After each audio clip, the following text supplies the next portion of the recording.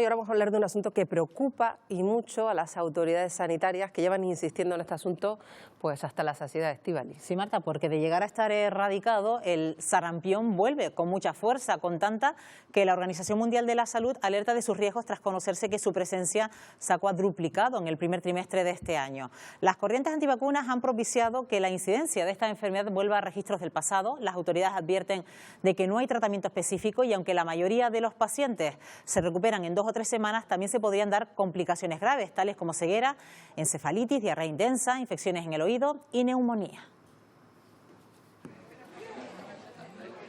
Bueno, un tema en el que vamos a profundizar en los próximos minutos con Amós García Rojas, que es jefe de la sección de Epidemiología y Prevención de la Dirección General de Salud Pública del Servicio Canario de Salud. Señor García Rojas, ¿qué tal? Muy buenos días. Buenos días. Hola, ¿qué hay? Muy buenos días, encantado de estar con ustedes. Bueno, no hace mucho, en algunos programas ya hemos hablado de este asunto, hace un año, hace unos meses, parece que ya se veía venir, pero bueno, la Organización Mundial de la Salud ya alerta que en el primer trimestre de este año se ha cuadruplicado esos casos de sarampión. Ya dice mucho hacia dónde tenderá la enfermedad en los próximos meses. Desde luego, es evidente que este incremento importantísimo en el número de casos de una enfermedad frente a la cual no deberíamos tener casos en estos momentos porque disponemos de un instrumento de control tremendamente poderoso como son las vacunas, ha vuelto a aparecer de forma increíblemente elevada.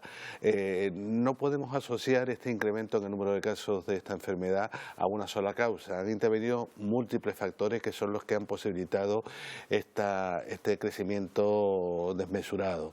Por un lado, en el contexto de los países desarrollados hay que tener presente que hay determinados países en el marco europeo que han desarrollado, que han convivido con conflictos bélicos importantes, que han desorganizado las políticas vacunales que se metían en estos países.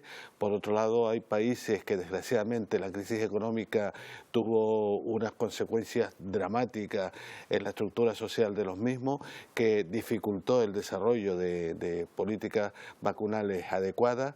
En otros países las bolsas de marginalidad, la población transhumante ha posibilitado que haya también un perfil de ciudadanos, de ciudadanas que no es que no quieran vacunarse, sino que no pueden vacunarse porque no tienen acceso fácil al sistema sanitario. Y luego también intervienen algunos padres y madres que de manera absolutamente equivocada han decidido no vacunar a sus hijos. Todo este pool de circunstancias han posibilitado que una enfermedad que debería tener la consideración de, en estos momentos, estar eliminada de los países de nuestra misma características socioeconómicas, sin embargo, siga estando presente y lo que es más preocupante, con posibilidades de incrementarse. Claro, señor García, aparte que hemos ido perdiendo la conciencia de esa enfermedad a medida que ha ido desapareciendo gracias a las vacunas precisamente, pero la gente nos recuerda que esta enfermedad podía ser mortal, sobre todo en los niños más pequeños. Sí, podía ser y de hecho lo está haciendo, y en países que en estos momentos están conviviendo con cifras absolutamente demenciales de esta enfermedad, como son países como Italia, Francia, Alemania, han sido varios los fallecimientos en niños como consecuencia de esta enfermedad. Yo creo que afortunadamente nosotros vivimos en un país, en nuestro caso en una comunidad autónoma, donde las coberturas vacunales frente a esta enfermedad son elevadísimas, superiores al 95%, y esto es fruto, sin lugar a dudas, por dos cuestiones fundamentales. Por un lado, porque disponemos de unos profesionales sanitarios en el campo de la pediatría, de la salud pública, de la enfermería, que son claramente conscientes de las bondades que tiene este instrumento en beneficio de la salud de la población, y por otro lado, porque las vacunas, una vez que se incorporan a las políticas vacunales públicas, son completamente gratuitas, y esto no ocurre en todos los países de nuestro mismo contexto socioeconómico. Estos dos factores posibilitan que afortunadamente en nuestro país la bolsa defensiva frente a esta enfermedad sea muy elevada. Pero cuidado, esto no quiere decir que como bajemos la guardia nos encontremos con una situación similar a la que están teniendo otros países europeos. Bueno, los casos más relevantes lo hemos visto últimamente, señor García Rojas, en Nueva York. Hablamos de que en Estados Unidos el sarampión se da por erradicado desde el año 2000 y hemos visto que se ha declarado incluso el estado de emergencia sanitaria en Nueva York. El alcalde incluso ha insistido en que vacunarse debe ser obligatorio. ¿Se deben adoptar este tipo de medidas? Sí, desde luego en un contexto como el nuestro no tiene sentido porque, repito, las coberturas vacunales son superiores al 95%. Hacer una medida obligatoria para un escaso 5% de la ciudadanía puede tener efectos colaterales negativos. Lógicamente, en el caso de que se hubiera una bajada de guardia ante este tipo de enfermedades y las coberturas vacunales comenzaran a descender, en ese caso sí que sería planteable ejercer medidas como las que han puesto sobre la mesa en Nueva York, en Estados Unidos. Claro, porque ahí se han puesto medidas porque ha habido un grupo poblacional que ha decidido pues no vacunar. Contra eso es difícil luchar, señor García, pero claro, como podemos comprobar, y en una ciudad tan pues evolucionada como Nueva York sí que han tenido ese problema y es el mejor ejemplo de cómo pues un grupo puede hacer que peligre la salud de los demás, ¿no? Efectivamente, y yo creo que hay que ser conscientes que tampoco los movimientos antivacunas, a mí no me gusta llamar los movimientos antivacunas, prefiero denominar los movimientos reticentes a la vacunación, o quizá con algo de retranca, movimientos pro-epidemia, que es realmente lo que se consigue con estas actitudes. Yo creo que no es un grupo homogéneo, hay varios matices que conviene tener presente porque si no, no solucionaremos el problema. Por un lado hay padres y madres que tienen dudas sobre por qué tengo que administrar un producto biológico a mi hijo frente a una enfermedad que ya no veo. Curiosamente, el gran éxito de las vacunas, que es no ver determinadas enfermedades, se puede empezar a convertir en un elemento de debilidad de las propias vacunas, porque la gente sectores amplios de la población pueden dejar de vacunar porque no ven esas enfermedades. A estos padres y madres les tenemos que hacer ver que el que hoy no veamos determinadas enfermedades es gracias a las vacunas, pero que si bajamos la guardia frente a ellas, en un mundo globalizado, corremos el riesgo de volver a encontrarnos con este tipo de problemas.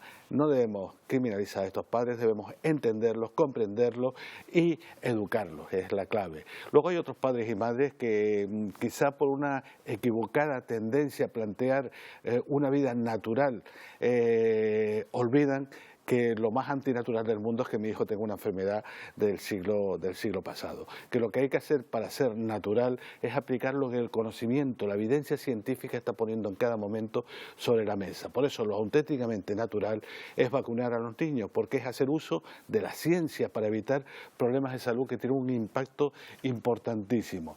Porque no me podrán decir a mí que también deberíamos, por lo tanto, tomar agua sin potabilizar, que sería lo natural, o tomar leche cruda, no pasteurizada, que sería lo natural. Lo natural es hacer uso siempre de lo que la ciencia y la evidencia está poniendo sobre la mesa. Por eso lo natural, lo auténticamente natural, es evitar que mi hijo tenga enfermedades de otro siglo. Lo auténticamente natural, por lo tanto, es vacunarlo. Ya que habla de esa evidencia científica, señor García Rojas, ¿qué tipo de información están recibiendo esos ciudadanos que deciden no vacunar a sus hijos que sea más convincente? Pues yo creo que en la línea de lo que acabo de comentar, hay padres y madres que tienen dudas razonables. ¿Por qué le tengo que administrar un producto biológico a mi hijo de una enfermedad que ya no se ve? A esos padres y madres, con pedagogía, con educación, los profesionales de enfermería, los profesionales de pediatría, le están indicando claramente que el que hoy no lo veamos no quiere decir que mañana volvamos a tenerlo presente en nuestro medio, porque frente a las enfermedades transmisibles nunca podemos bajar la guardia. Si la bajamos, nos va a pasar como está pasando en Italia, como está ocurriendo en Italia, donde de repente una enfermedad que tenían perfectamente controlada se está disparando en forma de epidemia, ocasionando muchas complicaciones severas y muchas muertes. Por eso, educarlos en el sentido de que entiendan que las enfermedades transmisibles son un problema de salud, que si no ejecutamos los mecanismos de control que la ciencia está poniendo sobre la mesa, si no los aplicamos, corremos el riesgo de volver a tener problemas serios con estas enfermedades. Y a los otros padres que de manera equivocada entienden que no es natural hacer uso de un instrumento tan valioso como las vacunas, hacerles ver lo que comentaba anteriormente, que lo auténticamente natural es que mi hijo no tenga una enfermedad del siglo pasado, que lo auténticamente natural no es ver cómo mi hijo sufre, lo pasa mal e incluso puede tener una complicación o llegar a la muerte por no haberlo vacunado. Y dentro de nuestro calendario vacunal, señor García Rojas, ¿a partir de qué edad nuestros niños empiezan a vacunarse contra el sarampión? ¿Y cuántas veces? Pues Lo que es la pauta normal del calendario vacunal en nuestra comunidad autónoma, que es similar a la del resto de las comunidades autónomas del país, es a los 12 meses se recibe la primera dosis de la vacuna frente al sarampión, que no es solo frente al sarampión, va incorporada en lo que llamamos vacuna triple vírica, protegemos también frente a las paperas y frente a la rubeola. Y luego se da un segundo recuerdo a los 3 años de vida.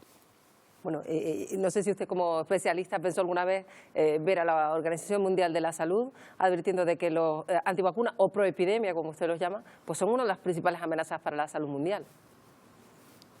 Sí, no, francamente no lo pensé. Yo creo que el mundo está para avanzar, se avanza gracias al conocimiento. Lo que no podía pensar en ningún momento es que en vez de avanzar íbamos a retroceder. Eso no forma parte de lo que es la racionalidad, no forma parte de lo que es el conocimiento científico y lógicamente de ninguna manera pensábamos que en pleno siglo XXI íbamos a convivir con este incremento importante de casos de una enfermedad que estábamos a punto de conseguir que fuera eliminada por lo menos del contexto de los países europeos. Retroceder nunca es entendible, siempre hay que ir hacia adelante y ese hacia adelante lo marca en este caso el conocimiento científico. Pues que cunde ese mensaje de que las vacunas son seguras, efectivas y salvan vidas. Amos García Rojas, como siempre, gracias por acompañarnos. Buenos días, Canarias. Gracias, buenos días. Nada, muchísimas gracias a todos y todas ustedes.